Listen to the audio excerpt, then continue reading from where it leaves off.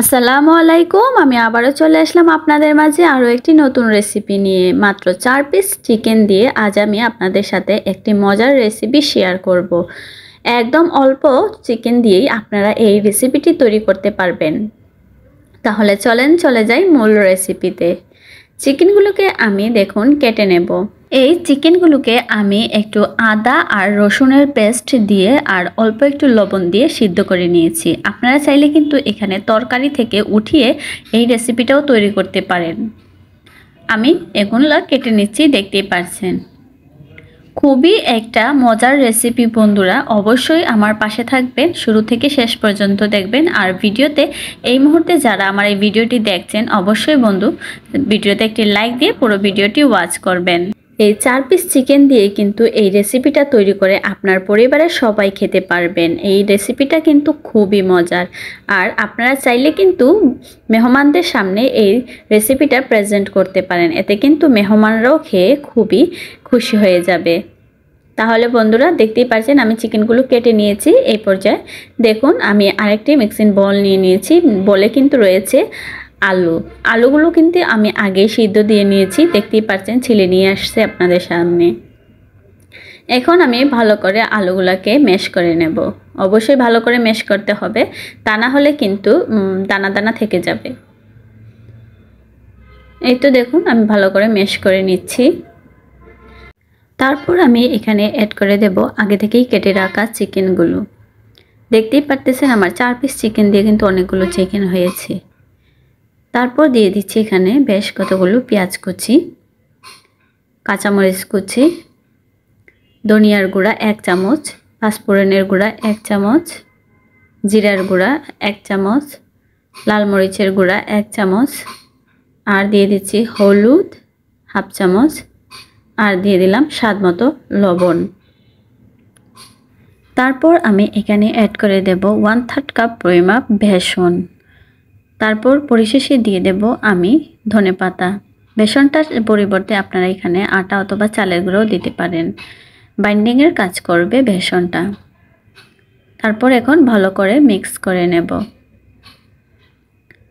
এখানে কিন্তু আমি কোনো ধরনের পানি অথবা ডিম কোনো কিছু ইউজ করিনি।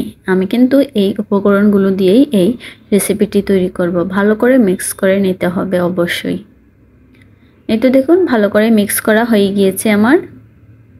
এখন আমি হাতের মধ্যে একটু তেল লাগিয়ে এগুলাকে গোল গোল করে বানিয়ে নেব।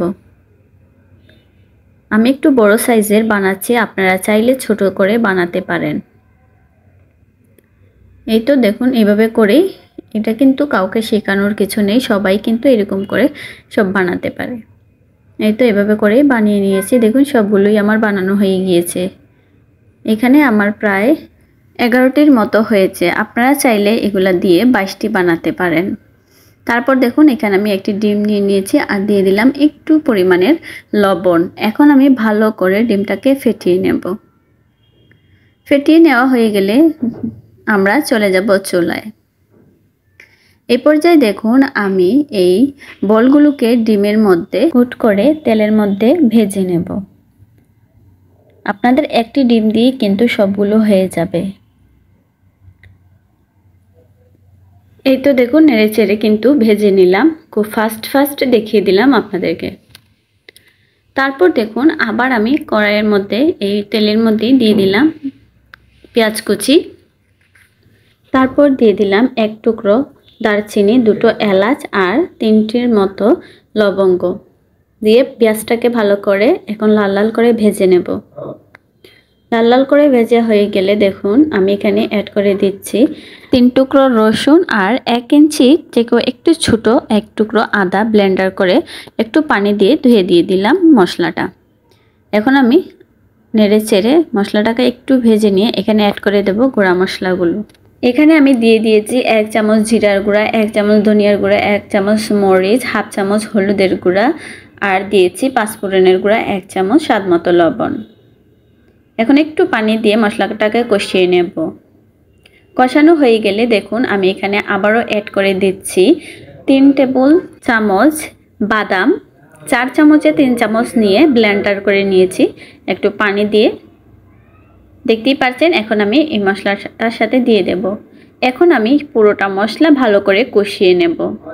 2 থেকে 3 মিনিট ভালো করে কষিয়ে এখন আমি অ্যাড করে দেব এখানে আগে থেকে ভেজে রাখা সেই চিকেন বলগুলো। আজকের এই রেসিপিটা যদি বন্ধুরা আপনাদের কাছে ভালো লেগে থাকে অবশ্যই আমার চ্যানেলটিকে সাবস্ক্রাইব করবেন, পাশে থাকা ছোট্ট বেল আইকনটি ক্লিক করে অল নোটিফিকেশন করে রাখবেন যাতে ভিডিও ছাড়ার সাথে সাথে আপনার কাছে পৌঁছে যায়। এই তো আমি একটু পানি দিয়ে ভালো করে নেড়ে ছেড়ে কয়েকটি কাঁচামরিচ দিয়ে দেবো উপরে, দিয়ে ঢাকনা দিয়ে রান্না করে নেব কয়েক মিনিট। দেখুন আমার রেসিপিটা কিন্তু তৈরি হয়ে গেল। একবার বন্ধুরা এই রেসিপিটি ট্রাই করে দেখবেন, অবশ্যই দেখবেন আপনার পরিবারের সবাই খুশি হয়ে যাবে। আর এই রেসিপিটা কিন্তু খুবই মজা খেতে।